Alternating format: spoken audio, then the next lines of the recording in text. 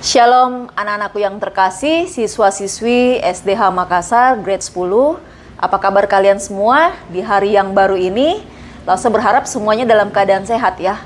Dan pada pagi hari ini Lause bersyukur bahwa saya punya kesempatan untuk memimpin kalian bersama-sama merenungkan morning devotion kita yang diambil dari kitab Ester pasal yang pertama.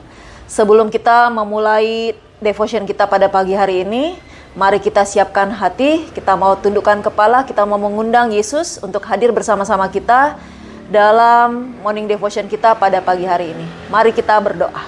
Dalam nama Bapa, Putra, dan Roh Kudus. Amin. Selamat pagi ya Allah Bapa, Allah Putra, Allah Roh Kudus. Terima kasih untuk pagi hari ini, di mana Engkau masih memperkenankan kami bangun dengan tenaga yang baru, semangat yang baru untuk memulai hari kami ini. Bapa, kami mau mengawali hari ini dengan merenungkan firman-Mu, utuslah Roh Kudus-Mu, memberikan kami hati yang damai, jiwa yang tenang, sehingga firman yang boleh kami renungkan pada pagi hari ini, boleh sungguh meresap di dalam hati dan pikiran kami, serta dapat kami aplikasikan di dalam kehidupan kami sehari-hari. Bapa, ini doa yang kami panjatkan kepadamu dengan perantaraan Kristus Tuhan dan Juru Selamat kami. Amin. Dalam nama Bapa, Putra, Roh Kudus. Amin. Halo anak-anak semua, Lause bersyukur sekali bahwa pada pagi hari ini boleh bersama-sama kalian, memimpin kalian dalam morning devotion, di mana hari ini kita membahas dari kitab Ester yang pasal yang pertama. Apakah kalian tahu bahwa di dalam Alkitab ya, dalam pasal-pasal yang ada hanya 2 nama perempuan yang tertulis, yaitu Ester dan Rut ya. Begitu luar biasanya Tuhan Allah Bapa kita memakai Ester sehingga dia menjadi salah satu tokoh wanita yang begitu luar biasa. Nah, Alkitab sebenarnya telah menceritakan beberapa tokoh hebat perempuan.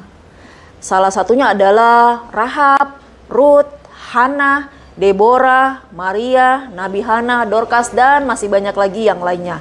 Tetapi hanya 2 nama perempuan yang tertulis menjadi pasal di dalam Alkitab, yaitu Rut dan Ester. Nah, Lause melihat bahwa kitab Ester ini begitu penting, di mana cerita Ester nantinya yang akan kita dengar pada hari-hari berikutnya merupakan cerita yang menceritakan tentang pelepasan bangsa Israel dari kemusnahan yang dilakukan oleh Haman. Nah, mari sama-sama kita menyaksikan video animasi Alkitab yang diambil dari kitab Ester pasal 1 ayat 1 sampai dengan 22 dengan judul Ratu Wasti yang Dibuang.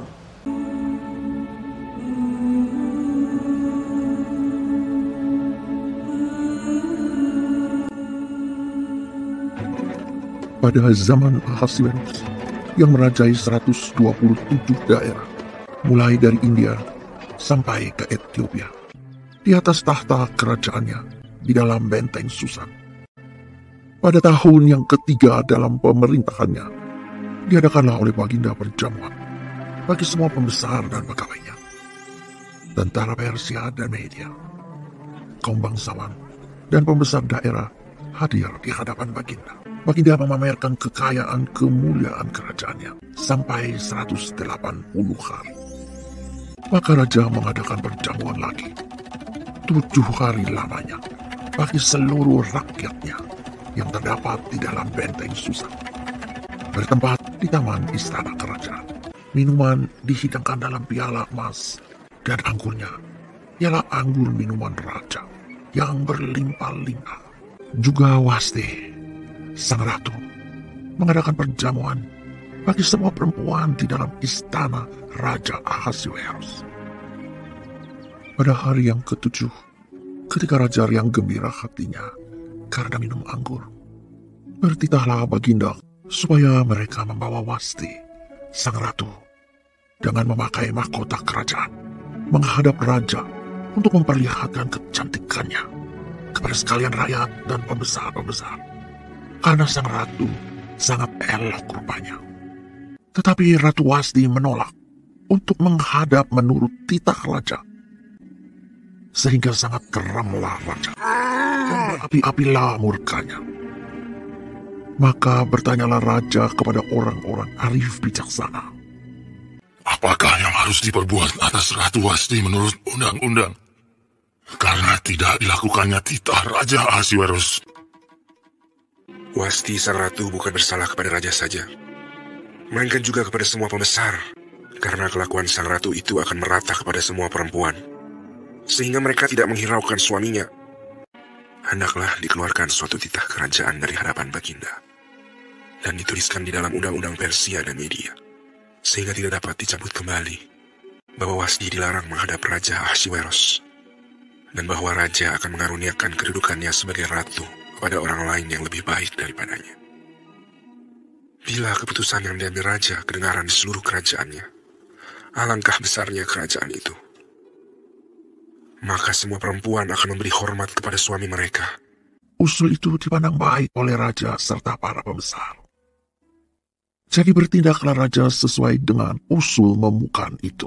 Dikirimkanlah oleh Baginda surat-surat ke segenap daerah kerajaan. Setiap laki-laki harus menjadi kepala dalam rumah tangganya dan berbicara menurut bahasa bangsanya.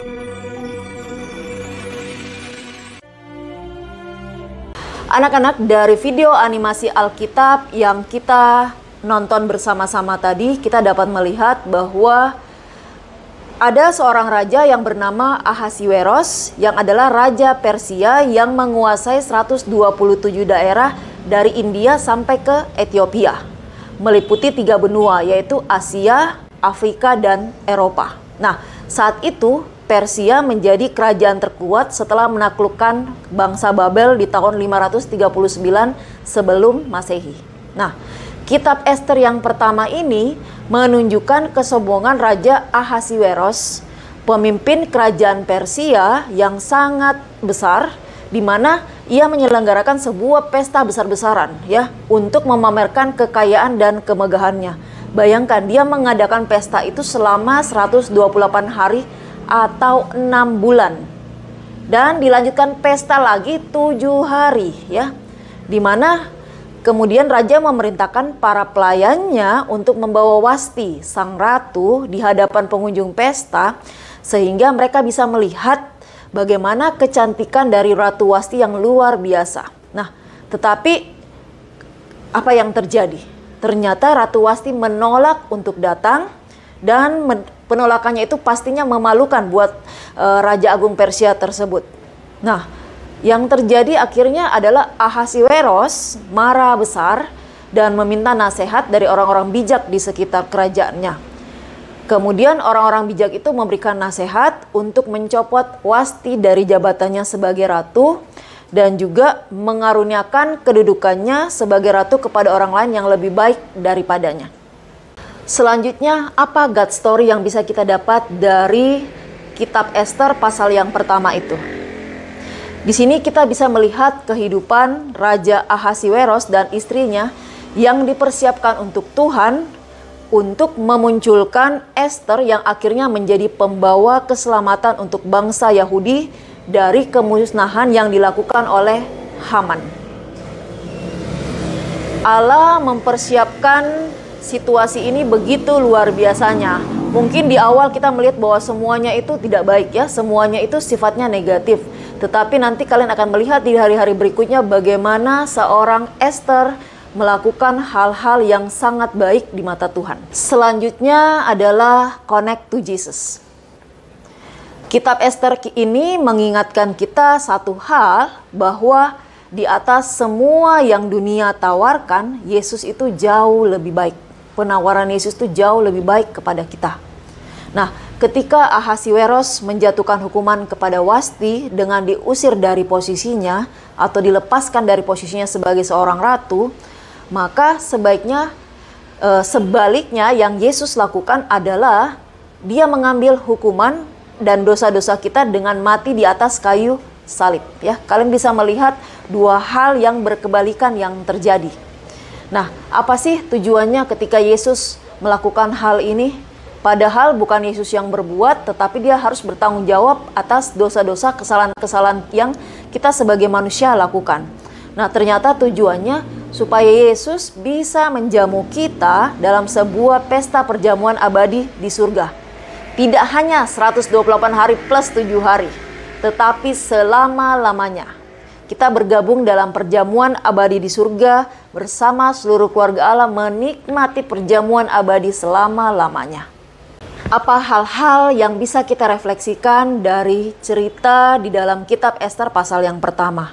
Yang pertama, Allah hadir dalam setiap aspek kehidupan manusia. Nah, satu sisi penting di dalam kehidupan bermasyarakat masa kini yaitu kehadiran orang-orang yang memiliki pemikiran, pengertian, dan pemahaman luas atas berbagai aspek kehidupan. Jadi mereka tidak hanya melihat satu masalah itu dari satu sisi, tapi dari berbagai sisi, ya, berbagai sisi, berbagai cara pandang. Sehingga, ya, ketika ada seorang pemimpin yang harus memutuskan suatu keputusan besar, ya, lalu saya yakin dia pasti akan meminta pendapat dari orang-orang di sekitarnya. Begitupun juga ketika Presiden kita Pak Jokowi harus melakukan satu keputusan besar, pasti beliau akan mengundang beberapa bawahannya, beberapa menteri yang terkait dengan bidang tersebut untuk bersama-sama memutuskan apa sih kalau keputusan seperti ini, bagaimana efek negatifnya, bagaimana efek positifnya, dan seterusnya.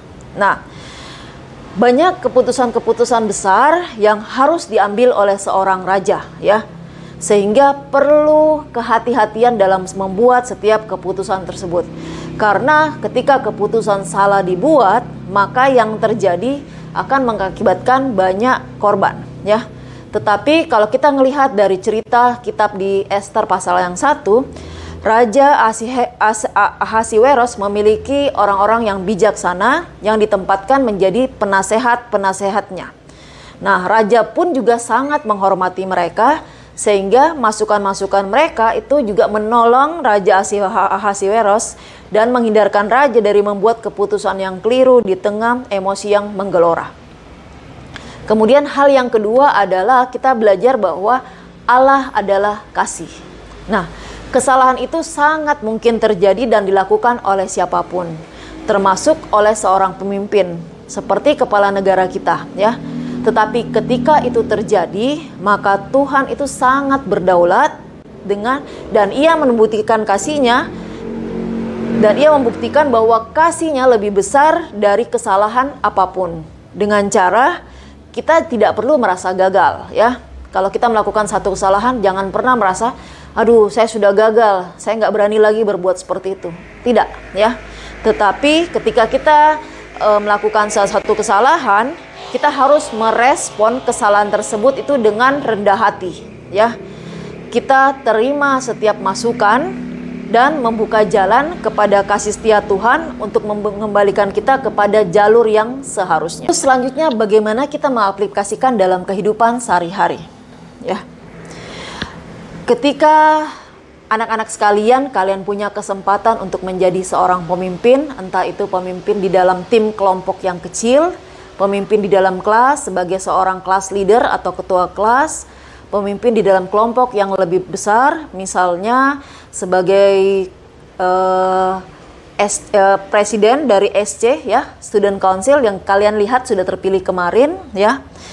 Artinya kalian diberi kesempatan, ya, untuk menjadi orang pilihan, orang kepercayaan. Nah, apa yang harus kamu lakukan adalah gunakan kesempatan itu, ya, gunakan jabatan dan posisi yang kalian miliki untuk menikmati keselamatan, ya, dan kesejahteraan bagi orang banyak. Karena, ya, dengan begitu nama Tuhan yang akan dipermuliakan, bukan namamu. Ketika kamu melakukan kerja yang benar, cara yang benar, ya, image of God itu akan semakin terlihat dalam diri kalian, ya, bahwa kamu betul-betul pemimpin yang berintegritas, pemimpin Kristen, ya, bukan cuma sekedar pemimpin, tapi pemimpin Kristen yang berintegritas, ya.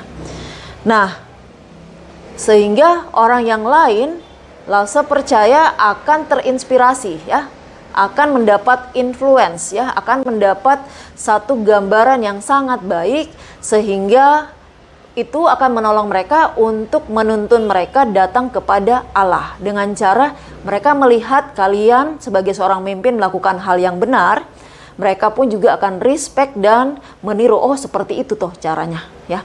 Oke, itu anak-anak yang mungkin bisa Lause sampaikan pada morning devotion kita pada pagi hari ini.